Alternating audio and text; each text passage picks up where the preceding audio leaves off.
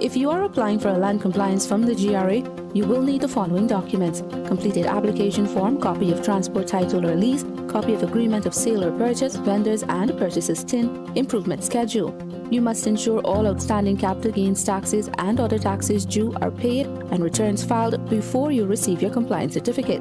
It takes 5 working days to receive your land compliance certificate. GRA, your partner in development.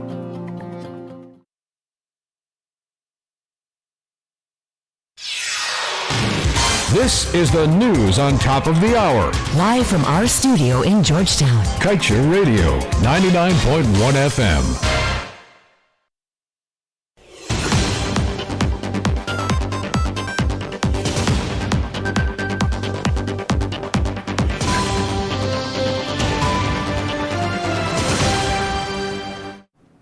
Good day, welcome to your news at noon on Kaieteur Radio. I'm Kevin Smith. Making top story today, protests for better oil deal spread across city. Article 13 joins Glenlal and others. Guyana gets royalty only for oil sold, not produced, resulting in the country getting far less. EPA probes 18-barrel chemical spill during transfer to Lies Destiny FPSO. 23-year-old miner dies as pit collapses at Sandhill Back Dam. Grove man dies after crashing into dead cow, and Transparency Advocate tells Minister Ashni Singh release tax receipts and oil production data to prove government is not corrupt. Meanwhile, Ecclesman found with cocaine and ammo. Stay tuned to stay informed.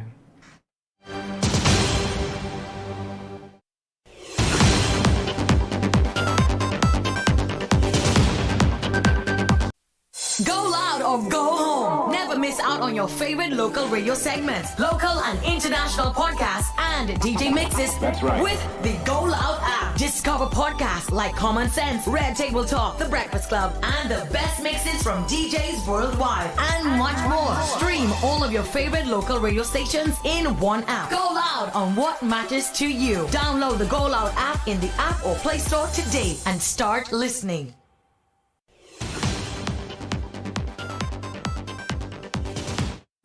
And now for the news in detail. As resistance against the unfavorable PSA between Guyana, ExxonMobil and partners continue in different quarters of the country, civil society group Article 13 has taken their protest for the first time to the office of the president and has sent a clear message to the leader of the opposition, Aubrey Norton, that he is next in line to be demonstrated against. Remaining adamant in their bid for change to the country's oil contract, the civil society body is prepared to picket the National Assembly, all oil and gas agencies and ministries with responsibility for the sector, and members of the opposition for their inaction in securing a better deal for Guyana's oil and gas resources. The group is also scheduled to take its concerns countrywide with the intention of making citizens aware of the PSA, how it negatively impacts the country, and ultimately their ability to benefit from the resource. Article 13's co-founder Dr. Yog Mahadio said that the organization is keen on public awareness and is bent on providing copies of the PSA to ensure persons see the document and become aware of the hurtful provisions. Mahadio added that so far the group has gone to Berbice, Essequibo, and will be heading to Linden, among other areas, as part of their educational outreaches. The production sharing agreement has been described as lopsided and unfair by Guyanese leaders from both sides of the political divide, and continued perusal of that contract illustrates numerous ways in which the country has agreed to lose money. This was also recently corroborated by Commissioner General of GRA, Godfrey Stacia, over the weekend when he sought to clear the air on the matter of royalty that is supposed to be paid by the oil companies. He noted that under Article 15.6 of the PSA, under review, the contractor pays a royalty of 2% to the Guyana government on the value of all petroleum produced and sold. Taken cumulatively with the generous nature of which free oil and other provisions are not included in the calculations for royalty, it would mean that the amount due to the country as royalty is lessened. In other news, head of the EPA, Kemraj Parsuram, has confirmed that an investigation has been launched into the leak of some 925 gallons of the chemical asphaltene inhibitor, which spilled during its transfer to the Liza Destiny FPSO at ExxonMobil's Liza 1 field. Parsuram said yesterday that the spill occurred earlier this month and that a report was made to the agency during the course of June. The EPA head did not go into detail as he said the matter is still under investigation and all facts are being ascertained before further steps could be taken. We had reported just a day ago that the spill would have leaked approximately 18.5 barrels of the chemical into the ocean. Minister of Natural Resources Vikram Bharat confirmed the incident but had said that based on information received, the EPA had already dealt with the matter. He informed also that the spill was not a recent one but had occurred several months ago. However, new information reaching us has confirmed that the spill occurred weeks ago on June 7th. And moving on, Senior Minister within the Office of the President with responsibility for finance, Dr. Ashini Singh, over the weekend praised his administration's level of transparency and accountability. But at least one civil society activist says if this is to be believed, then government must show the nation its receipts. The sentiments were expressed by Think Indian Energy Services Company's Alfred Bulai, who in a public missive noted that the senior finance minister asserted that he firmly believes transparency and accountability are crucial in the fight against corruption. According to Bulai, Dr. Singh is following the lead of his president, who always maintains that their government is transparent. And in other news, 52-year-old Andrew Morgan was on Monday morning arrested after a search was conducted at his lot 142 Exora Avenue, Eccles, East Bank Demerara house, and a quantity of cocaine and a firearm with ammunition were unearthed. According to Kanu, acting on intelligence, officers conducted a narcotics operation at the aforementioned property. A search was conducted in the presence of the lone occupant, Morgan, and it resulted in the discovery of a quantity of cocaine, 27 9mm rounds, 1.32 Taurus firearm, along with one magazine, and 25 matching .32 rounds. As such, Morgan was arrested and escorted to Kanu headquarters along with the firearm, ammunition, and narcotics.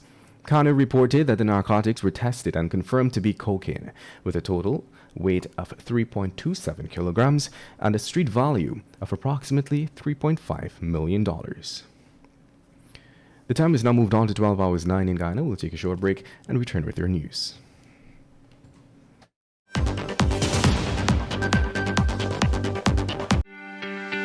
This is GHK Lal inviting you to join me weekdays from Monday to Friday on the National Outlook for commentary on a range of issues. Immediately after the 12 noon and 7 p.m. newscasts on Kaieteur Radio at 99.1 FM and 99.5 FM. Looking forward to you sharing in the conversation.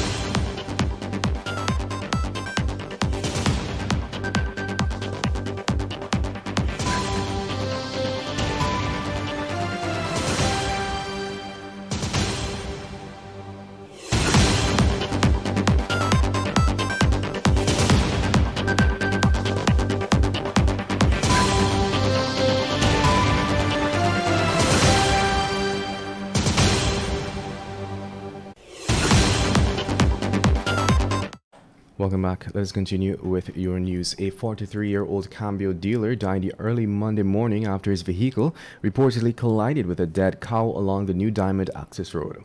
Dead is Rekanand Narayan of Lot 8 Downer Street, Grove, East Bank, Demerara. Police in a report stated that around midnight on Monday, Narayan and his wife, 46-year-old Geeta Sami, who was seated in the front, were heading south along the eastern side of the access road when Narayan collided with a dead cow, which was lying on the side of the roadway. As a result of the collision, Narayan reportedly lost control of his vehicle, which then toppled several times and collided with a concrete culvert situated along the road where it remained stationary, causing him and his wife to receive injuries about their bodies. And in other news, 23-year-old Akim Khan of Old Housing Scheme Bartika was on Sunday killed in a mining pit incident at Sandhill Bakdam Kuyuni River. We understand that Khan was the owner of a dredging or mining operation in the Sandhill area. On Sunday, Khan, along with one of his employees, a 25-year-old miner of Friendship East Bank Demerara, was jetting in his mining pit However, around 16 hours 30, the walls of the pit began to cave, at which time the two men began running to safety, but Khan's feet got caught in the jetting hose, and while his employee made it out of the pit, he got covered by the sand. And in other news, the absence of early screening or testing can leave learning disabilities and other impairments undetected among children. Rehabilitation professional and manager of the Open Door Center, Erica Verwin, spoke to us on a Monday, when she said that in an effort to promote rehab services across the regions, the Ministry of Health, Disabilities and Rehabilitation Services carried out a screening on pupils from at least 20 schools across the regions. According to her, as a result of the screening, a significant number of children were found with hearing, speech and other types of impairments that would have otherwise gone undiagnosed. Meanwhile, police are investigating an accident that occurred on the Canefield Public Road, East Kanji Berbice, which claimed the life of 4-year-old Daniel Major of 2nd Street, Islington Village, East Bank, Berbice. The incident occurred on Sunday, June 26th, about 19 hours 45, and involved a hire car driven by Claudwin McDonald, age 21, of Good Bananen Land, East Kanji Berbice, police said in a press release. And to wrap things up, the government is anticipating that the $120 million loan they are seeking from the Islamic Development Bank to rehabilitate the Linden-Soesdijk Highway would be approved in September. This is according to Senior Minister with the responsibility for finance, Dr. Ashni Singh, who mentioned on Friday at a contract signing ceremony that a team from the bank is currently in Guyana and is in discussion with the Ministry of Public Works about the project. With the time now moving on to 12 hours 13, we wrap things up with the page 7 of today's Kaieteur News. Intimidating the press. Recently, the nation was told of the disgraceful conduct of a sitting government minister who allegedly sent police on the Stabroek News because that newspaper dared to investigate his association with a local company that services the oil and gas sector. The minister in question, Deodat Indar, has denied the allegations, although the evidence points to something different. As mentioned by the newspaper in its editorial on Monday, the visit by the detectives was clearly linked to Minister Indar and constituted an overt attempt by him to intimidate the reporter and to interfere with the work of the newspaper. The minister won't succeed in his effort. The behavior of Indar, a junior minister who has barely cut his teeth in the post, of symptomatic of the PPPC's long-standing disdain and mistreatment of the press. Current Vice President Bharat Jagdeo, when he was president, is on record referring to reporters as vultures and carrion crows, and infamously cut state advertising from local newspapers that were critical of his administration.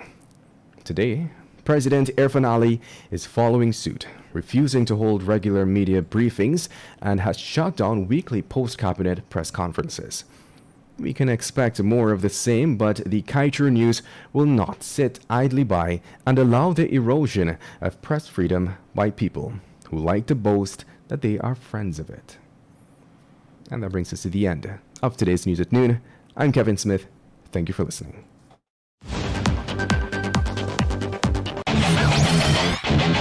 Want value for your advertising dollar? Then place your ads on Kaieteur Radio's newscasts. Streamed live on 6 different mediums, reaching hundreds of thousands.